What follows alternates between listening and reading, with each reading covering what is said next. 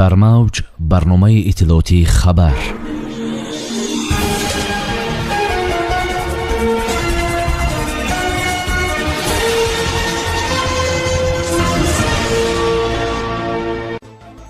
бонки миллӣ гуфт чаро нархи равғану шакар қимат шуд, боз гарон мешавад.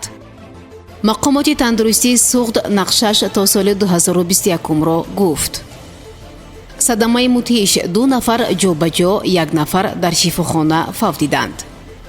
афзоиши фавт аз коронавирус дар қирғизистон 111 бемор дар ҳолати вазнин қарор доранд. президенти UFC гуфт 100% гуфта наметавонам, аммо ҳис мекунам ки ҳабиб бармегардад. шарҳи ин ва дигар хабарҳо бо шумо ҳастам. Муниса Атамуллоева, салом. бонки миллии тоҷикистон мегӯяд дар баробари паст шудани нархи баъзе аз маҳсулоти истеҳсоли ватанӣ арзиши иддаи аз маҳсулоти воридотӣ боло хоҳад рафт. бино ба гузориши ин ниҳод, пайдо шудани монеаҳо дар содироти баъзе аз маҳсулоти хӯроквории ниёзи аввалия дар ҷумҳурӣ, бахусус маҳсулоти соҳаи кишоварзӣ, то андозае ба пастшавии нархи маҳсулот дар бозорҳои ватанӣ сабаб гардид. зеро маҳсулоти содиротӣ тару тоза ва сифатан аъло ба бозорҳои дохилии кишвар барои фурӯш бароварда шуданд. ин ниҳод гуфтааст, дар баробари ин болоравии баъзе аз маҳсулоти воридотӣ дар назар аст.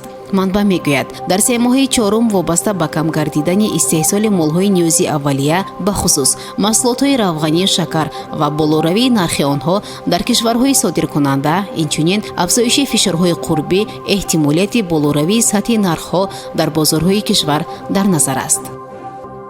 вазорати тандурустӣ ва ҳифзи иҷтимоии аҳолии Тоҷикистон мегӯяд, ба истиқболи ҷашни 30-солагии истиқлолияти давлатӣ дар вилояти суғд, сохтмон, навсозӣ ва таъмири 459 иншооти соҳаи тандурустӣ ба нақша гирифта шудааст. тибқи иттилои вазорати тандурустӣ, аз ин шумора 64 адад беморхона, 118 адад бунгоҳи саломатӣ, 86 адад марказҳои саломатӣ, 18 адад таваллудхонаҳо, 101 адад нуқтаҳои хатна ва 72 адад дорухонаҳо мебошанд.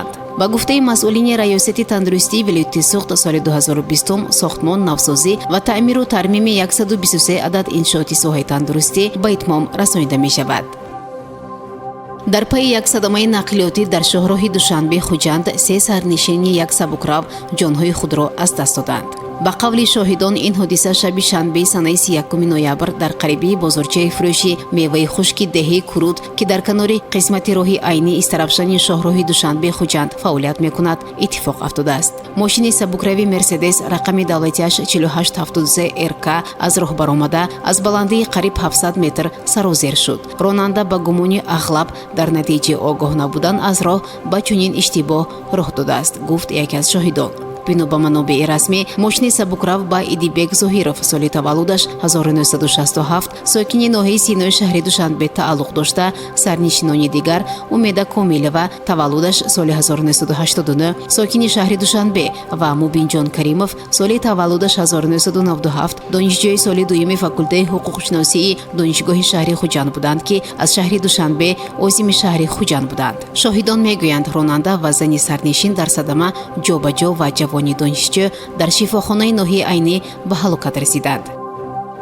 аз аввали хуруҷи маризии сироятии коронавирус дар Қирғизистон аллакай 1155 нафар ба ҳалокат расиданд. шабони рӯзи гузашта аз ин беморӣ боз 5 нафари дигар фавт диданд. хабар медиҳад ситоди фаври оиди коронавирус дар Қирғизистон. бо илова шудани 5 ҳолати ҷадиди фавт, теъдоди умумии қурбониёни коронавирус ба 1155 нафар баробар шуд. манбаъ меафзояд, 3 мариз дар Бишкек ҷон дода, яктоги дар вилоятҳои Талас ва Ботканд фавт диданд. гуфта мешавад, феълан 111 дардманд дар ҳолати ниҳоят вазнин қарор доранд. президенти UFC Дана Уайт мегӯяд, ки қаҳрамони муҳорибаҳои омехта дар вазни сабук Ҳабиб Нурмуҳаммедов ба майдон бармегардад. роҳбари UFC Дана Уайт таъкид кардааст, ки Ҳабиб мисли пештар қаҳрамон аст ва феълан камарбанди қаҳрамонӣ соҳиби худро дорад. бовар кунед, Ҳабиб барои як сабқати дигар бармегардад. айни ҳол унвони қаҳрамонӣ холӣ нест. Ҳабиб қаҳрамон мебошад. камарбанди холие нест. унвони қаҳрамонӣ муваққатӣ ҳам нест. хабар додааст сомонаи телевизионии варзиш аз қавли Уайт.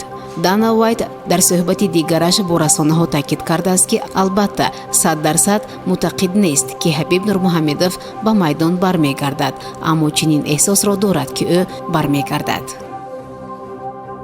шунавандагони гиромӣ, дар ҳамҷо барномаи иттилоотии хабар ба поён мерасад. барои ҳар яке шумо тансиятиву хонаводиро хоҳонем. хайр. барномаи иттилоотии хабар. аз рӯйдодҳои тоҷикистон, минтақа ва ҷаҳон огоҳ бош.